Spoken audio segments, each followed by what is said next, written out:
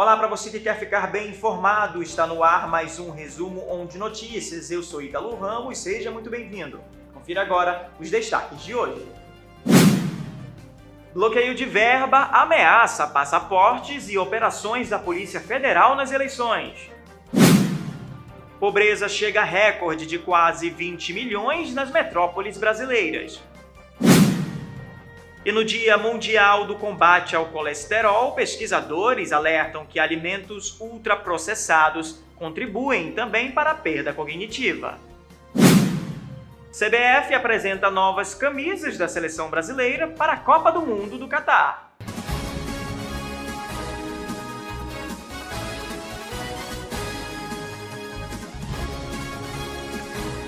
O bloqueio de verbas do Ministério da Justiça e Segurança Pública pode afetar operações e levar à suspensão imediata da emissão de passaportes, inclusive para quem já agendou o atendimento, afirma o ministro da pasta, Anderson Torres, em ofício ao Ministério da Economia. O alerta é uma tentativa do órgão de pressionar o time do ministro Paulo Guedes a reverter o corte de recursos.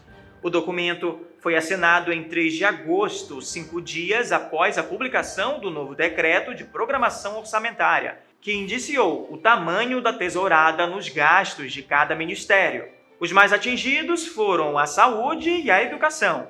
Com o crescimento de despesas obrigatórias, o governo precisou bloquear mais de 8,8 bilhões em recursos dos órgãos para evitar o estouro do teto de gastos. Como já havia uma trava anterior de 6 bilhões, o valor total indisponível chega a 14,8 bilhões. Segundo o ofício do ministro da Justiça, a pasta foi alvo de um corte de 229 milhões, sendo 161 milhões em dotações próprias do órgão. E olha, com o corte do auxílio emergencial, a disparada da inflação e a retomada insuficiente do mercado de trabalho, o número de pessoas em situação de pobreza saltou para 19,8 milhões nas metrópoles brasileiras em 2021. Esse é o maior nível de uma série histórica de 10 anos, iniciada em 2012, aponta o 9º Boletim Desigualdade nas Metrópoles. O estudo analisa estatísticas das 22 principais áreas metropolitanas do país. Ao chegar a 19,8 milhões, o número de pobres passou a representar 23,7%, quase um quarto da população total dessas regiões. O percentual também é com folga o maior da série histórica. Até então, a porcentagem nunca havia alcançado 20%. O grupo em situação de pobreza teve crescimento de 3,8 milhões de pessoas na comparação com 2020, quando estava em cerca de 16 milhões. O avanço equivale a praticamente o dobro da população total estimada para uma cidade como Curitiba, que tem quase 2 milhões de habitantes. Para os responsáveis pelo boletim, o Brasil já sinalizava dificuldades no combate à pobreza desde a passagem de 2014 para 2015. A partir da chegada da pandemia em 2020, o problema só agravou.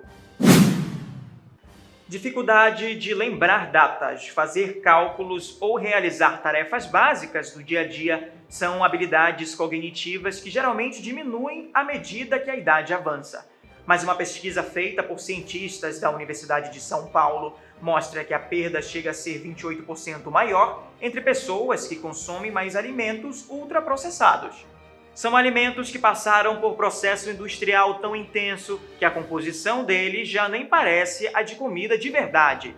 Encaixa-se nesta categoria pães de forma, salgadinhos, refrigerantes, sucos artificiais, bolachas e todos os pratos prontos para consumo que imitam as refeições, como as lasanhas congeladas e os nuggets. De acordo com a pesquisa, o declínio cognitivo foi maior entre as pessoas que consumiam mais de 20% das calorias diárias de ultraprocessados.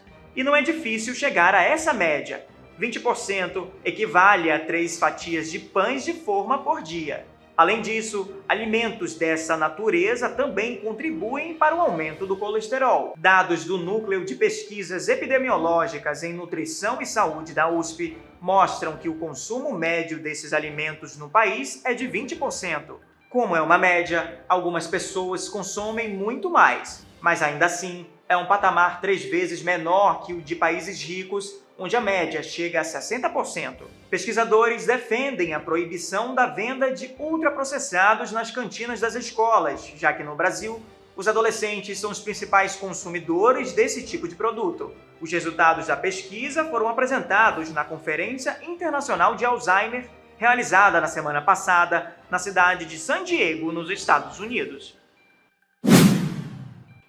A Confederação Brasileira de Futebol apresentou neste domingo a nova camisa da seleção para a disputa da Copa do Mundo de 2022 no Catar.